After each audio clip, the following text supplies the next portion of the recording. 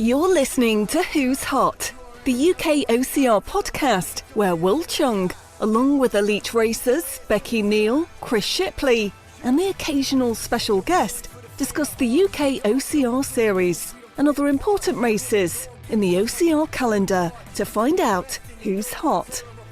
Hello and thank you for downloading the latest UK OCR Who's Hot podcast. You're listening to a bonus episode. We're here to preview the OCR World Championships, which are happening in San Jose, Costa Rica next weekend, 22nd to the 25th of August. As always, I've got my two OCR elites. I've got Chris Shipley. Hi, Chris. Welcome back. I will. Glad you remembered my name. Welcome back to that. We have British Obstacle Sports team captain Becky Neal. Hi, Becky. Hello, this is very exciting. Bonus episode about the biggest race of the year. I also have brought my sloth with me. Just soon, we will get a photo of that later on and share that on Instagram. And actually, to help us talk about the OCR World Championships, we've got British Obstacle team manager Dawn Jollies. Hi, Dawn. Welcome to the podcast. Hi guys, thanks for having me on board. It's good to be here. Sorry I couldn't make the Euros one, but it's really good that I can be here on the Worlds one, which is super exciting and seems really exotic that we're all thinking about heading off to Costa Rica. Well, you lot are. Not all of us. No. They're just rubbing that in. Yeah, Well, sorry about that, Chris. Yeah, We're not thinking about it. Just some of us are going and some of us aren't. But I have FOMO. I do have FOMO. I am sad. That's why I'm on here. I'm glad you're sorry. Yeah. Hopefully I'm missed. Everybody to experience it, really. We're here, as always, to live vicariously through everybody's Instagram and Facebook group. So I'm sure we'll be seeing a lot of it over the next weekend. 4 races over the weekend. We've got the 100 meters. We've got the 3K short course. We've got the 15K standard course and the team race, which I have seen is about 5K. Becky, I guess... let's go over to you to start with. OCR World Championships, World Obstacle and UIPM. This is the race of the year.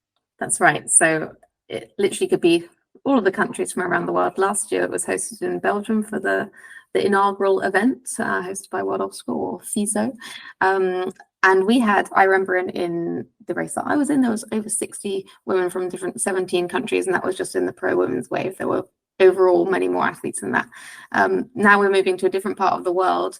I've seen a start list for that same kind of event, and the number of countries on it is amazing still. You know, it seemed a little bit when we kind of were between the events that, it was going to be far away and maybe not many people there. But like the number of the Americans that are going, South Americans, North Americans as well, people from kind of the Far East as well. It's still a really wide-ranging race with some serious athletes taking part, including lots of our own. And Dawn, as you said, we missed you on the Euros, but you're the British Obstacle team manager. Do you want to just give us a few words about what you're going to do, how you support the team and kind of your role maybe with British Obstacle and also out there in Costa Rica? Yeah, sure, absolutely. So I think my role as team manager sort of comes into force more before the event rather than at the event. So really it's making sure that the athletes have got everything that they need, making sure that their registrations are in place, that they've done the requirement basics of uploading photographs, medical documentation, any anti-doping that needs to be done. And just kind of being team mum, really, I think, making sure that they've got their uniform for the opening ceremony, that they've got their uniform for the races, and just alleviating a huge amount of sort of, I guess, nervous or anxiety around whether they've got everything they need, where they need to be, what time their races might be, where the opening ceremony might be, what hotels they need to book, how far things are from the event. So yeah, it's really just like I say, team mum is probably the best way of describing it. And a lot of that work is done before the event. I think when we actually get to the site itself, everybody flicks into race mode. So everybody goes from panicking about what they have or haven't got or what they do or don't need to do. And then when they get to the race site, for a lot of these athletes, they're well-seasoned athletes. They've done lots of races in the UK. Some of them have done races in Europe. And even though they're on a world platform, it's just like race weekend. So getting there, it's getting up, it's getting their kit, it's getting their nutrition, it's getting to the race site, and then they just kind of naturally fall in that cycle. And the only time I ever really come into play is then if there's a problem on course, or if we need to raise a technical issue, or if there's been an issue with one of the TOs, or there's a band issue, or there's a finishing issue, or an issue that from a federation point of view we need to look, and we need to maybe so what I'm looking for, we need to raise either a complaint or a technical complaint, rather about a place in or a podium position or anything like that. But when we're actually there, I think everybody takes care of themselves. So, from my point of view, that's great, because I'm there to race as well as look after the team. So yeah, that's kind of what I do in a nutshell, really. Yeah, I mean, Dawn's been instrumental in order for the athletes to do that on the weekend. She's done so much before. If you just ask any question about kit, she will definitely know the answer. You definitely would have heard it before. But it was super helpful in making sure everything happens, going above and beyond to make things happen, and organising everyone else and following things up. So, and in like a really fast way as well, like before I even thought of this. So hugely appreciated, Dawn, from all of the athletes. Thank you. You're very welcome. I can't get over enough that this is absolutely truly international. You said last year was Belgium, then was in Italy for the Euros, and you just shared a list. I'm assuming this is the pro women's list, but Colombia, United States, Argentina, Denmark, Sweden, United Kingdom, New Zealand, Philippines, Italy, Puerto Rico. I saw some more. Germany, Australia, Denmark. It's such a wide range, and when we had the Euros and in Belgium, I think it was more European. So this truly is an international race. So Chris and Becky, I know you've gone out internationally and raced. So kind of, what are your thoughts about, Costa Rica's far, never mind just going over to Italy or Belgium. This is the one step beyond then. So kind of, Dawn was talking about getting into race mode, but surely you're going to be so excited going into a totally different country, South America. How do you get into race mode? How do you start to really start to think about the competition? I think I've really managed to refine, been quite fortunate to refine the quick weekend getaway with a hand luggage only amount of kit, which it's definitely, a stressful to make it all happen, and it's tiring too. But this, I don't feel that prepared for, really, in terms of what it will entail. I've never raced in North or South America before for obstacle course racing. And it is definitely different, especially when you're going west with the time difference. I think that's probably harder. But don't let that, get into your brain or anything. Everyone's got to adjust in one way or another, really. But the culture is so different. I'm really excited to learn more about that, and even just see how the races are set up, and see how the different athletes are used to training, and getting to know athletes that maybe I haven't been aware of before. So I'm really kind of excited for all the newness. I think there's definitely going to be a lot of extra things to manage. I know Dawn's been helpful with thinking about all these extra things. We've got to have an ESTA to get through the airport when we do our transition, because we've got to take 2 flights. Pretty much everybody has to do a changeover. And I'm going to be arriving on the Sunday, with the first race for me being on the, Thursday afternoon, the qualification for the 100 meters, and then the last race is on Sunday. And that is the earliest I've probably ever arrived for an international race, but it's still not that much when you've got to adjust 8 hours backwards. And the climate, we spent some time talking about. Megan's talked about it on the Talking Dirty podcast. We've had some discussions with our athletes on our team call about how different that will be. I do think that will take over the race a little bit. Maybe Chris, you could hypothesize something about the weather, but it is 95% humid. It's high 20s temperature. There's real microclimates over different parts. We've got one race in one location, one race in another. Of course, we've got the 3-van system, so you only get those limited opportunities to get it right. And I've definitely been in wet races, and the difficulty is so much higher. And I think the variety of people that and the different race kind of styles that we've all come from, it's going to be really interesting to see everyone go head to head in this kind of race. Like even the Americans, like the North Americans in particular, haven't had that much experience at this kind of system, and it does affect the tactics. It does affect your decision making. So even like just there's so many things that are coming into it. What do you think, Chris? You throw me under the bus there. Let me ask you a slightly different question. Yeah, Chris. bring me back in, Will. You've kind of had a quick look at the course, the course layout. Does that look more like a European course that maybe we're much more used to, and therefore the Americans are at a disadvantage? Or do you think actually the Americans, and especially the South Americans, because they kind of race that way, they've got the advantage? From what I've seen of the course, it looks like a bit of a mix between the two. So it does look like it's got aspects of European races in it with the obstacle density and things. And then it looks like it's an American course with like the spacings a bit out, not like a mountain course, but it has that sort of fast, sort of savage race type-esque to it, as opposed to a Spartan race. So it could benefit both sort of races. And hopefully it brings that divide in that we've all been having from international races, and everyone can agree that it's a race for championships. You've got to have that mix of a fast race and obstacle race, and it's got to all be there to test the overall obstacle racer.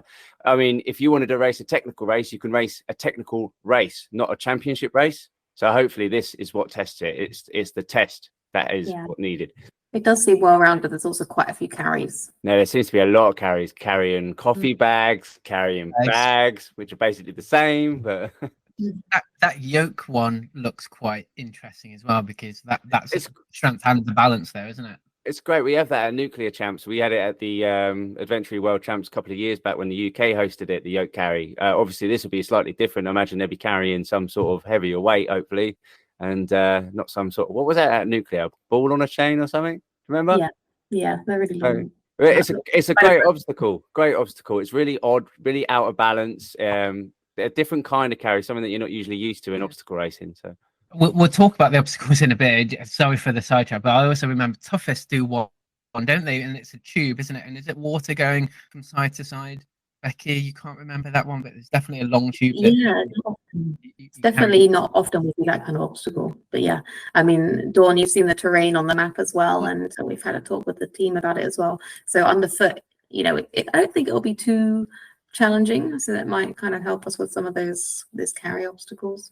I think the only thing that might throw a curveball is if it rains. They forecast that it tends to be quite dry in the daytime, and then the rain comes in of the evening. So it'd be quite interesting that if we have a very, very heavy downpour on the Friday night, that Docker estate, with it being sort of quite sandy hillside, could be quite interesting actually when you get there. And interestingly, on the talking about the course on the carries, they actually took a lot of the carries out, so there were more carries in there than what has ended up in the actual rule book.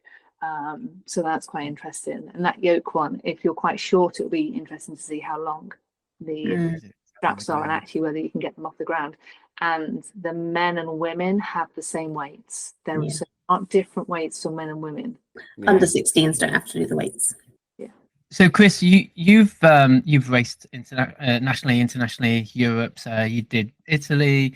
Any particular thoughts or hints and tips? And Becky, will come to you because you are the seasoned traveller. But as I mentioned, truly international. Is it how long is it taking you guys to get there, Becky? I'm guessing about 10 hours, 11 hours. Like that. Oh, it's like 18. Wow. So that's a long way, and so it's then getting into race mode after kind of such a long trip. So, Chris, any particular thoughts on how you can get back into race mode and back into some form of routine? Wow, funny enough, I've got some science on this.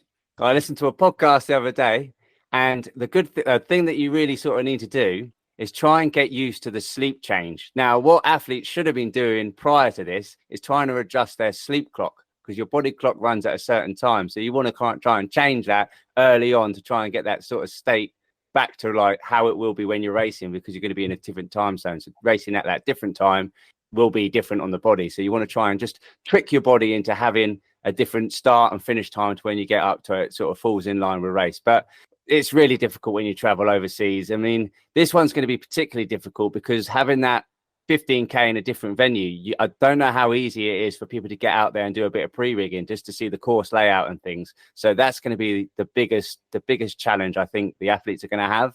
I know there's a bus going out there. I don't know how easy it is to get out there beforehand to have a look at the obstacles. So hopefully people who go out there prior to race early on will be able to take some sort of videos and send that back to the athletes who are racing later on, or vice versa.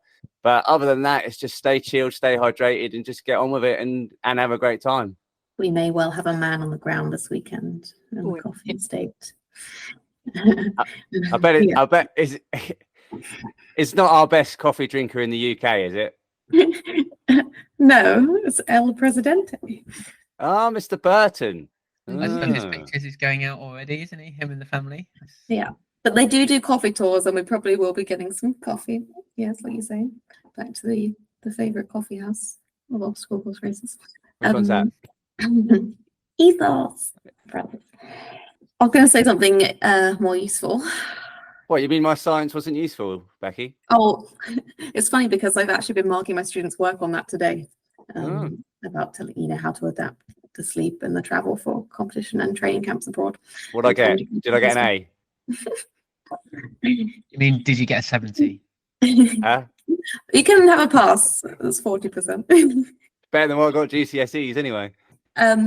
Anyway, I think it is challenging going in that direction, like I said earlier, because like for me, as I get like busy and stuff towards, you run out of time, you're rushing around packing everything, and you end up just going to bed later and later, but actually we need to go to bed earlier and earlier, because that's right, isn't it?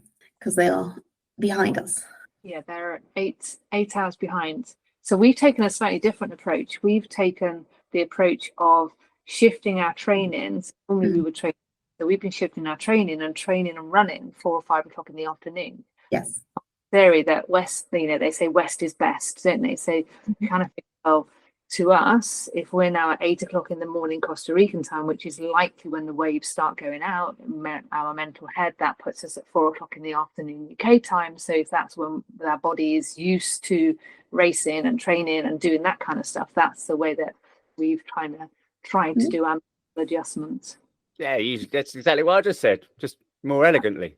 There are lots of different ways. I think a lot of it will just be about trying to get some good sleep on the journey, but that is, it's hard when you're putting pressure on yourself to try and sleep on a plane. So yeah, just don't hurt yourself is the main thing, I think, in the run. Yes. Nothing new before race day, especially if that coffee looks really good. Maybe you shouldn't be touching it before the weekend. Oh, I got one as well. Try to eat properly, because I had this big mistake in Italy because there was no shops open and we all really messed up with some food choices. So try and get out there, try and get yourself a good diet going in, because different food affects the body very, very badly. I think one of your issues, though, Chris, you went quite late, didn't you? And so nothing was open because you should have really gone the day. Blame Darren. But it is difficult, isn't it, when we're all amateur athletes here. There's no professionals. We don't really have the luxury of choosing some of those things. It's amazing that we can even get there without any, funding and things. So don't put too much pressure on yourself to make it perfect. Just make good decisions when you can. Really think ahead and talk to each other, and we'll help each other out. Nothing an emergency bag of oats and a bag of pasta won't fix, right? That's it. Exactly. Yeah, we have a little apartment, so maybe I'll be back cooking pasta to take to the race site for people. Team chef. Yeah. Team mum strikes again there, look. Team chef. I reckon you might need to put more pasta in there, because that's on his, as you know, says it's 250 grams rather than 80 grams per person. It's a hungry man. That was a big portion. Okay, let's talk about the races and the racers.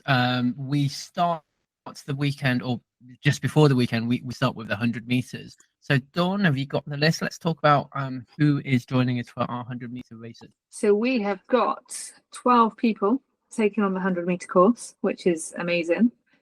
We've got Becky. We have got, much to my son's disapproval, I'm going to have a go at the 100 meters. And the strict instructions, don't embarrass me. I think were his supporting words. So yeah. Motivational speaker, Jake. Absolutely. We have got Tommy, not 100% fit, but amazing that he's going to go out there and give it his best shot. We've got Jonathan Hunter. I do believe we also have Des. First time for everything. First time having a go at the 100 meters as well. And then we have got Chris Harris, Harrison Hendricks, and Jamie Gain. He almost had Finley Greenleaf taken on the 100 meters, but wasn't quite to be convinced, having just come back from injury. And then from the juniors, we've got Mariah Burton, and we have got George Ferryman stepping up for the first time to do the 100 meters. So a really, really good mix. And, kudos, not only because I'm doing it, but kudos to those that have stepped up and said, actually, do you know what? We've got federation spaces. Yeah. Let's have a go. That's super cool. We've got a junior male, junior female, masters athletes. We've got 3 para athletes, and men and women. This is great. Yeah, it's brilliant. There are some serious names coming from America. It's very exciting. And they've outlined how it goes through to top 16, right? In the rule book and everything. They've got the breakdown of the progression through the rounds, which is helpful to see. I know Beth, our resident ninja, often sets up a nice spreadsheet and it records everyone's times, and she's got a real good record of like all the British records and everything as part of the technical committee, and she keeps on top of everyone's progression. Really helpful. But she's not joining us this year, but it's all really well organized. So they'll have like a top 16 finals, and it'll go through to like the knockouts and to eventually have the final. And the one thing to watch with 100 meters this time again is the weather's going to come into play, because even though, and I believe it's on the 100-meter straight of the stadium, the actual course, so that's going to be quite amazing. But if it does rain, then the wet weather protocol will come to place. So that's going to slow it down significantly, because I believe you have to touch the first and the last element of the obstacle. So whereas in Italy we saw a lot of athletes maybe jump to the third element, maybe just get a hand on a cliffhanger and then hit the bell, that they won't be able to do that if it rains. And if the protocol does come into play, it will come into play for all of the qualifiers, even if it stops raining. I think the athletes probably have to watch out for a bit of humidity as well. I'm sure that can have an impact on how them obstacles feel throughout the day. So I think a different kind of style, different technique does better. Like, for example, I'm not very good at jumping off things, don't have that power, which means I will do relatively better in the wet of the protocol compared to somebody who can maximize their time by missing out a lot of the things. So it kind of narrows down the times a bit more, and you don't get to see the most dramatic and most impressive styles, but it does make it fair. If it's not raining all of the time, you can have some qualifying times that were wet and some were dry. So if it is potential to rain at any time from the qualifying, it has to be like that. But maybe, hopefully, throughout the knockout rounds, it might be able to be adjusted. That might make it quite interesting to see who comes out on that, being that way. So that's the 100 meters standard course, the standard 12 obstacles. Do well. I know the para. There's also a 100-meter relay in general at the event. We did that for the first time at the European Championships, 2 males, 2 females, where you do 3 obstacles each, then high five with your feet on the ground before you continue to try and get. Yeah, the ninjas at the Euro said that was quite an interesting concept, because it was very different to what they usually used to. So because it was off that one bit, it was just completely different, which is good. But it changes the dynamics of the race and who's coming out on top. Yeah, totally. Because you won't necessarily use your people who are the fastest overall. You choose the fastest people on each section. Bit of tactics, yeah. Are we sending a team for the team relay, or is that going to be put together maybe once we're there? So it's work in progress. We have got a team set out. We have got a team of 4 athletes. Can we say who that team is? Yeah, I guess we can. So we've got Becky, we've got Shyla, we have got Johnny Hunter, and we have got a choice of either Finley Greenleaf or Tommy. So that's really going to be Tommy. Tommy's on the team, but it's really going to be depending on how he feels. If he's still having issues with his knees, then he's going to hand the reins royally over to Finley, who will definitely be able to step up to the challenge. So that's our team. It's a work in progress. It's another big commitment from a lot of the athletes who are already doing 4 races. So it's a big financial commitment for them to enter another race, which is 2 rounds. So they get 2 runs, fastest time. So there's no knockouts. It is literally 6 obstacles for X amount of dollars. So if there's anybody out there listening that wants to, very last minute come and sponsor the 100-meter team, then get in touch, because they would be absolutely welcoming of that financial contribution. Onto the short course, 3K short course. Oh, give us some names. So we've got 27 athletes who are running the 3K short course, which is amazing. Let's have a look who we've got. So we have got, again, Megan, we have got Becky, we've got Shyla, we've got Louise Ferryman, we've got myself, we have Harrison Hendricks, Finley Greenleaf. Tommy is not sure.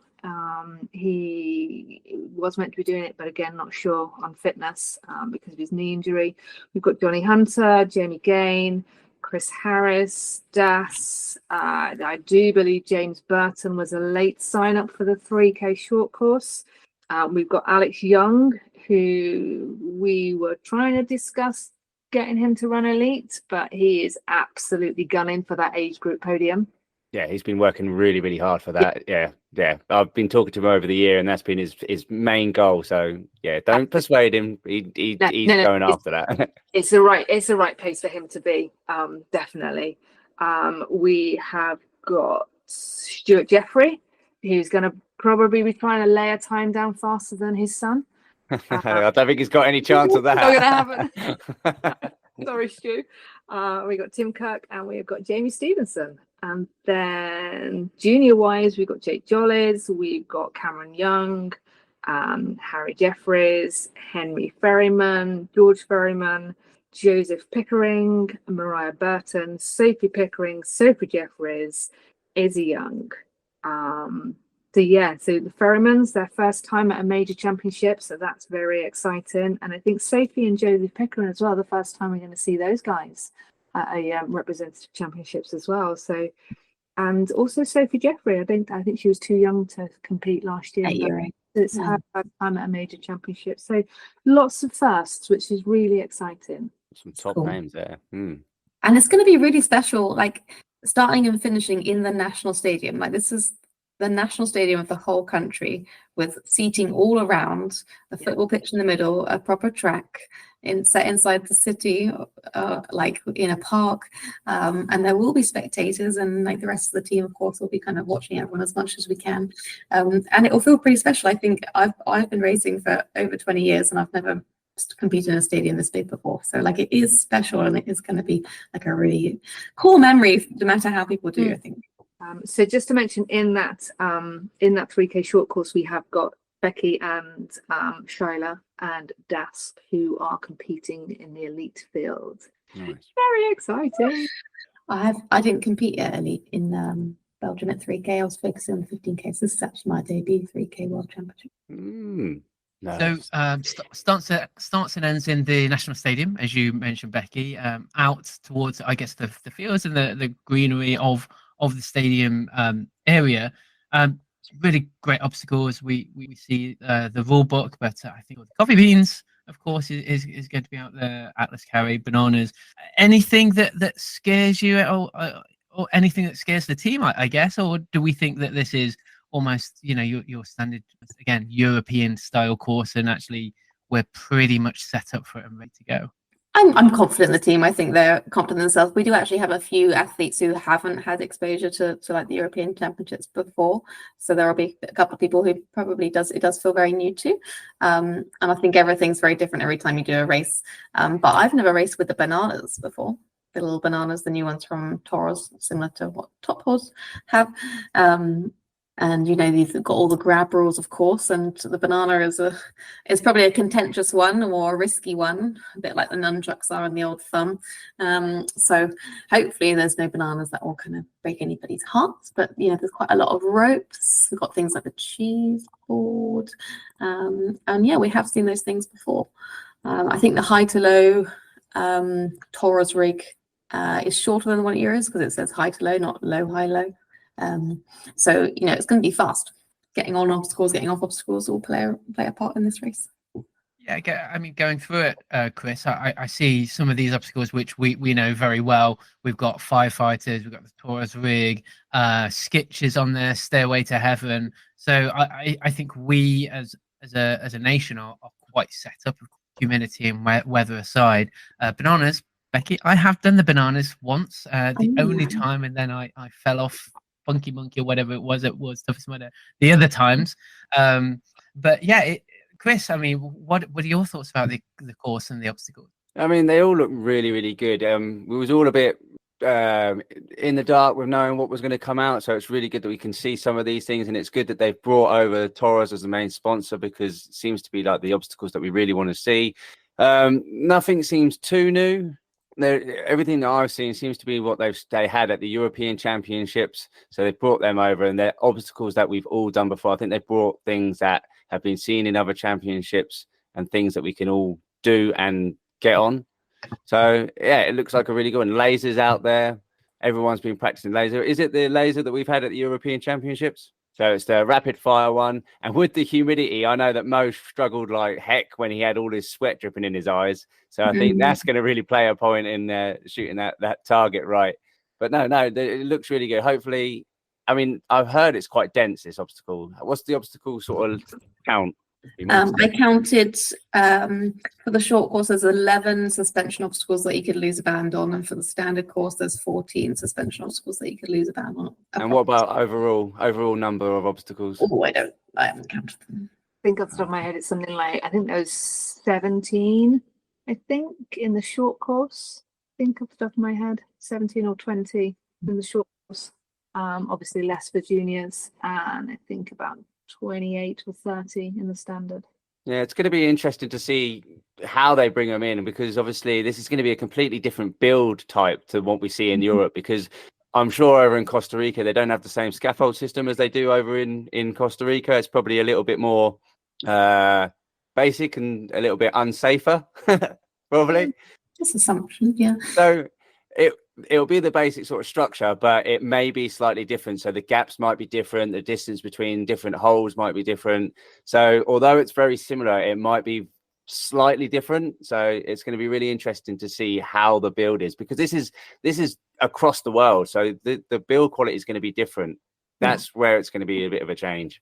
And that's where you've got a good point there, because the scaffolding, the thickness of the bars make a massive difference for grabbing. You know, we're so used to a particular type of bar, and then if it's a little bit thicker, then maybe we do have some issues there. Yeah, I'll throw a little bit of scaffold knowledge out there, but because they'll probably use a system scaffolding. I know back in Costa Rica, I've seen videos of people using scaffolding over there, and it's an old scaffold system, and the things are chunkier. The bits between them are a lot larger and a lot further apart. So if they're going to hang their attachments off of those different parts, they will be wider, and then the grips may be thicker as well. So it's going to be interesting to see. I'm looking forward to seeing what scaffolding they use. that is interesting actually for the monkey bars as well, because on the standard course there's 2 sets of monkey bars, or 3 actually. There's high, there's low monkey bars, and there's also like swinging monkey bars, which I was thinking, they might be really slippery, you know, metal in the wreck or humidity, and you're swinging from one to the other. Maybe they're turning as well, like we had some of those in Spain and other places.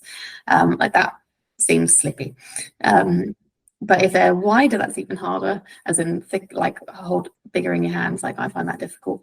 And then the gaps between rig attachments means maybe you do long arm instead of locked off and closer, because you can't reach as far that way. So we're going to have to adapt, especially on the standard course, if we haven't seen anything. You know, we're talking on the athlete call about sometimes like this skitch, for example.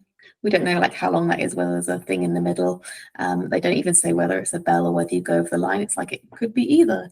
I think that changes your technique. So everyone's going to have to really be looking during the race and making decisions during the race and adapting to how things feel and the gaps and everything. And then you throw something new in, like the corn attachment, which I guess is like the replacement of the rigatoni in Euros. And we know that was probably the most challenging attachment in Euros, where if you can't skip it and it's raining and you're on this new corn thing, it could be a challenge. So I'm excited to test our adaptability as well. Nice. Right, standard course, Dawn, 15k. Standard course 15k. We have got 19 athletes attacking the standard course. We've got Megan again, Becky again, Shyla again, Ursula. We've got Louise Ferryman again. I'm out there again. brothers is heading out on the standard course. Kerry White, I think. Then for the men, we've got Harrison Hendricks again going out. Finley, Johnny Hunter, Jamie Gain, Matt Roberts, Chris Harris, Dassos, James Burton, Alex Young, Matt Plano, who's his first big international race, Tim Cook and Jamie Stevenson. No other juniors are going out because they're, other than Finley, they're not old enough yet to get out onto the standard course. Again, Shyla, Becky and Das are elite. And then we've got the 3 adaptives, Jamie, Chris and Harry. So lots of people doing multiple distances. The most of it, making the most of their time out in Costa Rica. Yeah, sometimes I also think that, like, if you can do it, if the weather is like atrocious on one day, and even if it's not your best event, like sometimes that can mean that you have another opportunity to maybe finish with your bands or overcome a particular obstacle. And, you know, Chris, I think you agree that kind of going on the 3K course sometimes helps you prepare for the standard course as well. The standard course is about 13.2K with 300 meters of elevation, I think you mentioned earlier, but it's sort of like undulating. It's like a massive hill or anything.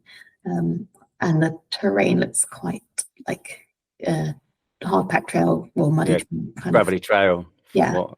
Little road type things. Dirt road. So quite fast.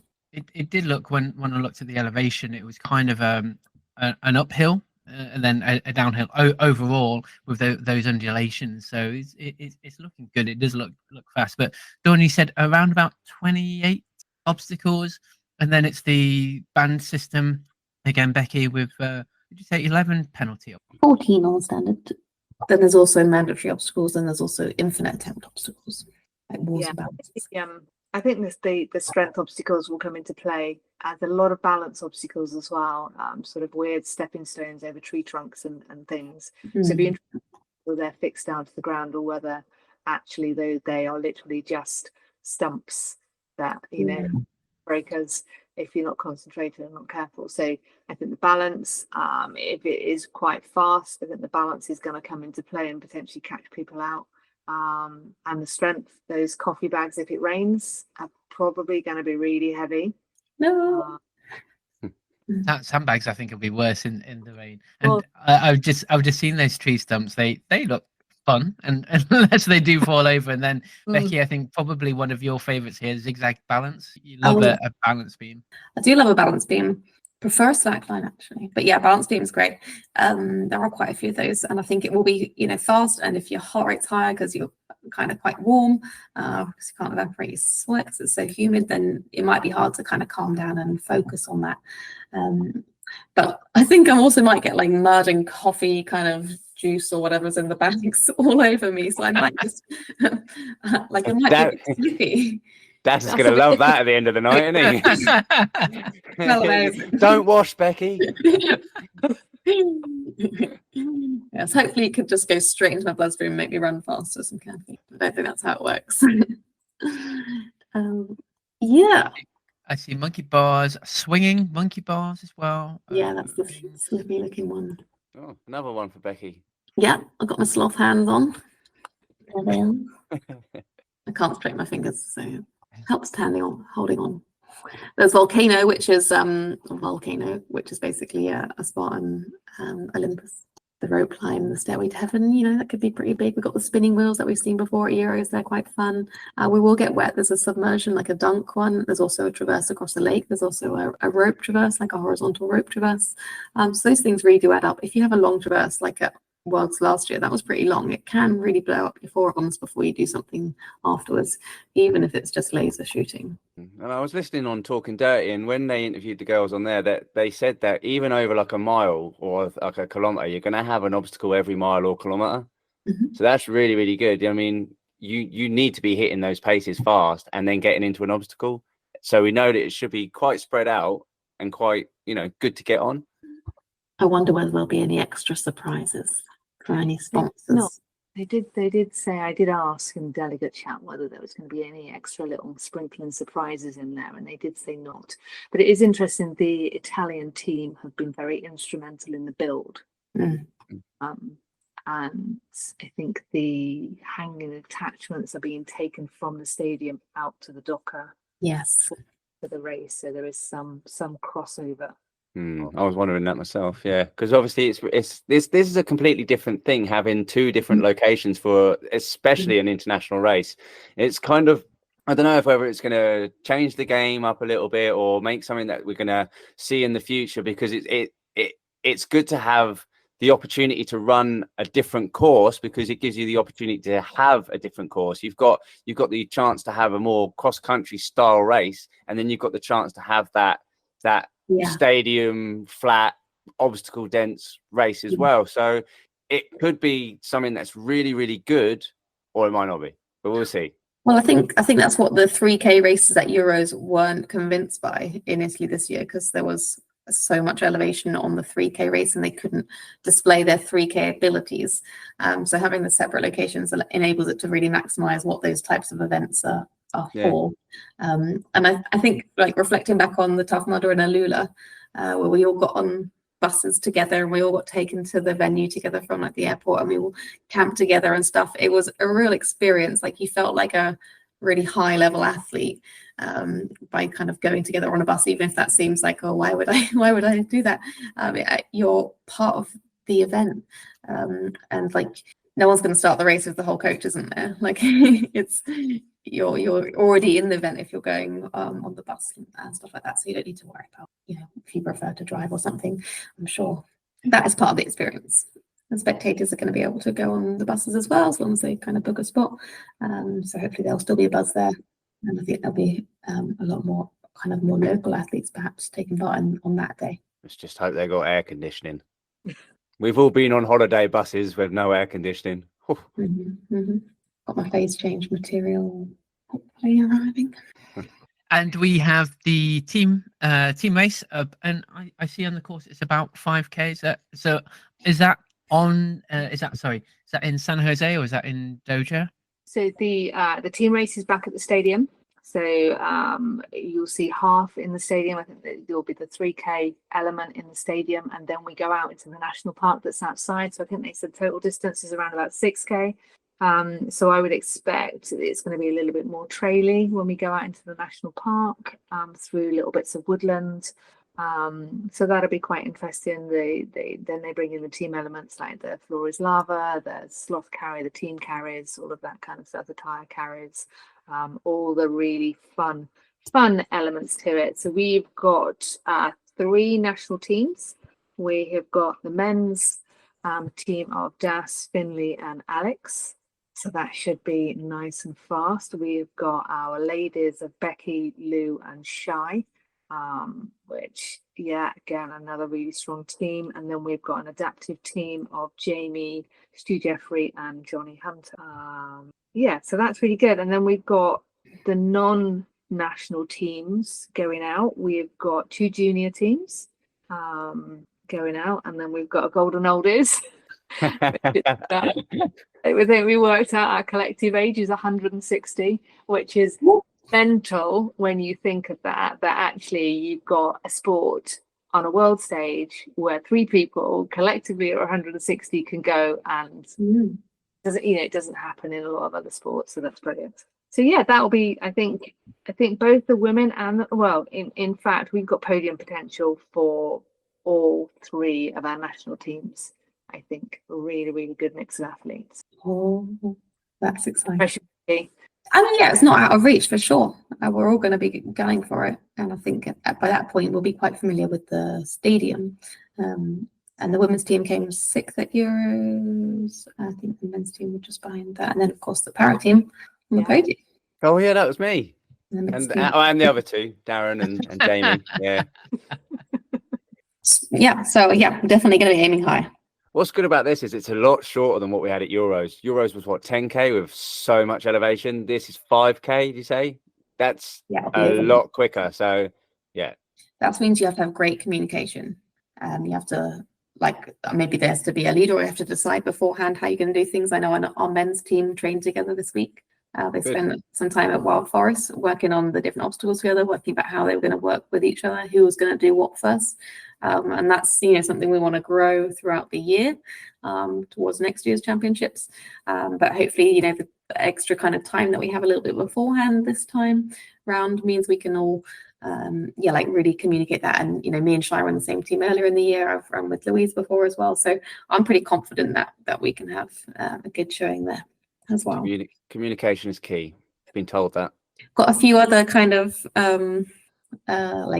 exciting bits from the team. I think people just don't know what to expect, but people do have their own little personal goals, of course, as well. Some people are trying to minimize it and say they don't want to come last, but of course that is not going to happen. You're very capable. I think everyone just wants to keep their bags as a start, and that's an admirable goal. So I think a lot of people have been talking about that, especially if there's quite a few different rigs that some people haven't seen before. And then we've got people who are looking to get through to finals in the 100 meters, podium in the team event, or come in the top 5 as some other people's goals, or even times that people are trying to get, because of course on the 100 meters you can aim for sub 1:30, sub 1 minute, a record for the masters category or things like that. So everyone's got their own little goals. Not everyone's ready to share, but I think everyone's going to definitely gain something from taking part in this. Nice.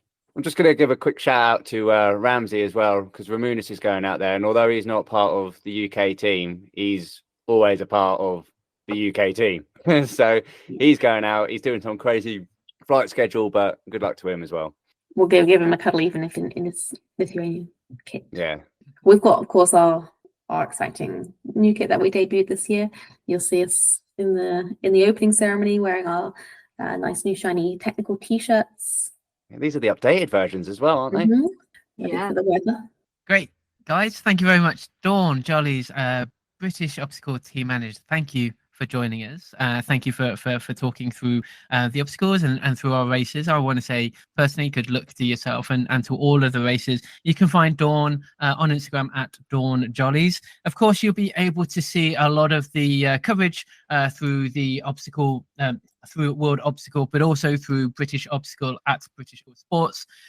You should be able to find some coverage again on UK OCR, and of course Megs is out there, so I'm sure she'll be doing some coverage and at Talking Dirty OCR.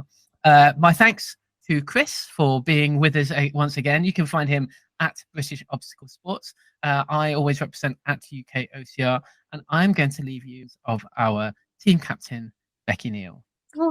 I think I just want to say thank you to everyone that's not coming. If you're listening, you got to the end of the podcast, especially the support from everyone back home, because I know maybe other people want to do this as well. We're very lucky, we're very privileged to be able to have this opportunity.